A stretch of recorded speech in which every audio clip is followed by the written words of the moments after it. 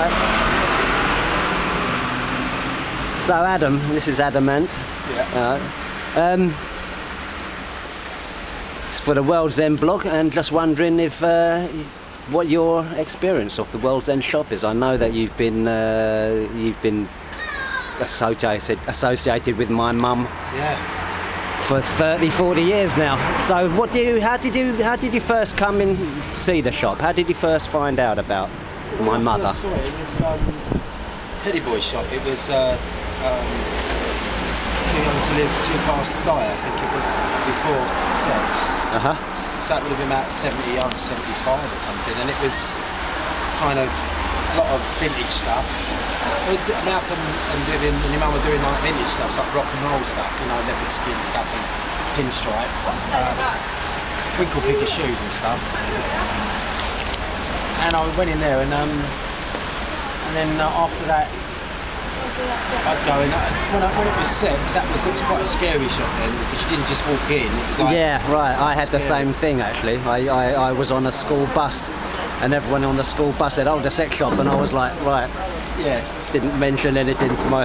But that was the sex shop. I think that was, you know, brilliant. I mean, the stuff in there was.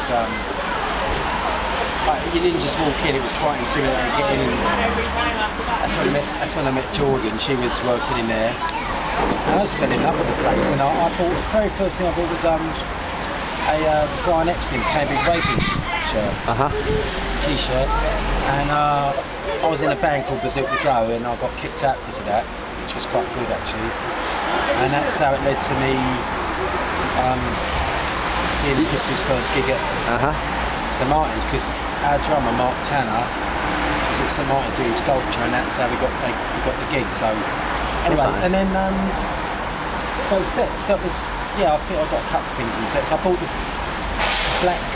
black paint jodhpur boots with the white, the black suede jodhpur boots with the white paint and stripe. Saved up for them. Oh right, yeah.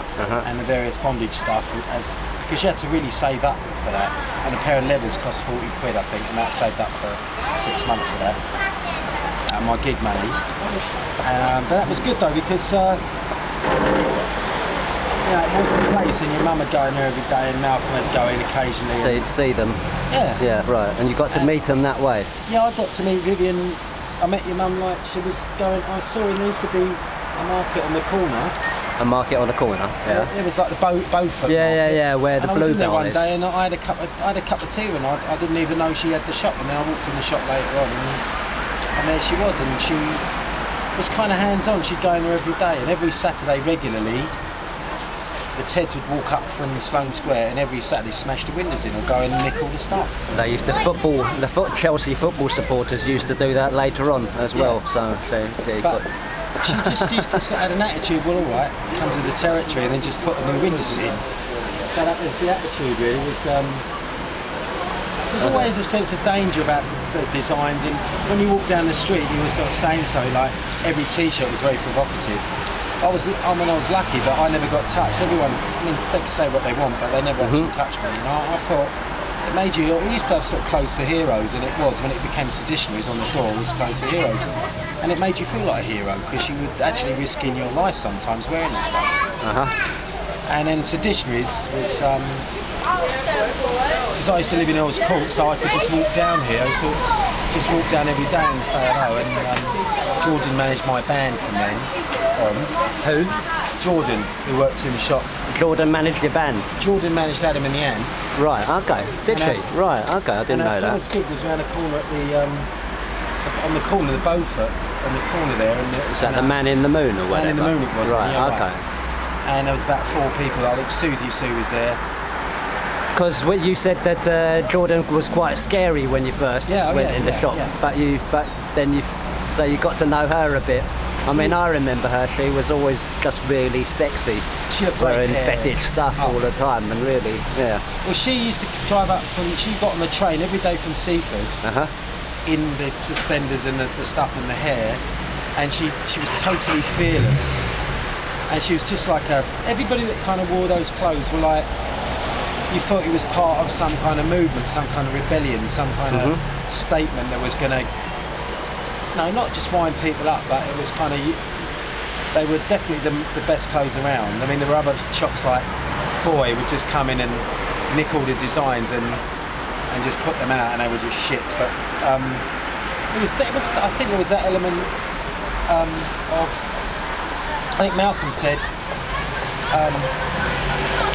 you need three things: sex, subversion and style. And I think yeah. I've always tried to apply that to my music, and I've always tried to apply that to, you know, anything. I think that all the work that was going on there, I mean, I went in there once when I was an art student, like this must have been when I was doing sex, and I was making, to pay for my grant, to supplement my grant, I was at college learning how to work with resin. I was making resin jewellery, making the moulds. I made the sculpture, and I used to do like Marlon Brando's The Wild Ones, little tiny ones like that, and James Dean's with the arm over the rifle out of the giant. Right. Oh yeah. And what were they? Sorry. They were made of resin. Badges. Badges, like little brooches. And Yeah, got you. I went into bus stop up in Notting Hill Gate, and there was a lady there called Lee Bender she was big in the 60s, and I went in there one day with the samples because I was just this student, a graphic student. I was all, do you want to buy it? She says, yeah, I'll have 5 dozen of them, 3 dozen of them, and I go, yeah. She said, can you handle that? I go, yeah, of course I can. Yeah, because they sound quite good anyway. It was like day and night, and we got about £1 each for each brooch. That was a lot of money, so that kind of paid for all my bass guitar, my amplifiers, and my clothes. So that was a sort of bar, you know, it was good then. So anyway, the road's, it's 40 years on, and the road has changed quite a bit. What do you think of, I mean, so clothes for heroes? Clothes for heroes, yeah. Where there aren't so many heroes this day, or they're not so well dressed. Not really. I mean, I think the other thing was people missed completely that they used to put on the Sex Pistols handbills. Jamie Reid did. It would always have like request sartorial correctness at the gigs, and you know, little subtle things. It was very much a kind of, you know, it was like foot in the gut, head in the stars kind of thing. You know, it really made you feel, as I say, very heroic. You felt kind of proud of what you were wearing. And then when World's End came along,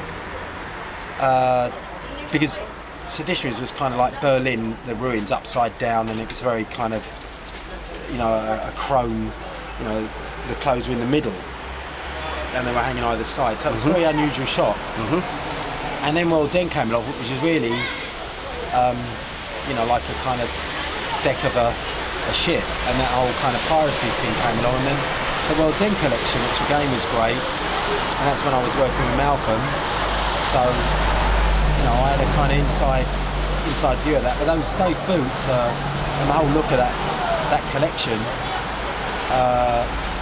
I think it's very underrated. I think it's, you know, I think you after wore that, it a lot. I used to buy it all, you know, because when I had the money, and then when I started earning money as a singer, I then bought Nostalgia Mud, which it moved by then. There was Nostalgia Mud, and got all that. Got the Nostalgia Mud stuff. So after that, it became like art pieces, because the T-shirts now, I mean, I had all the early Sex T-shirts. I had Sid's Anarchy shirt because I got that, and they become works of art. They actually become works of art, and I've sort of kept them, and You've got a big I wear them collection. Yeah. Yeah.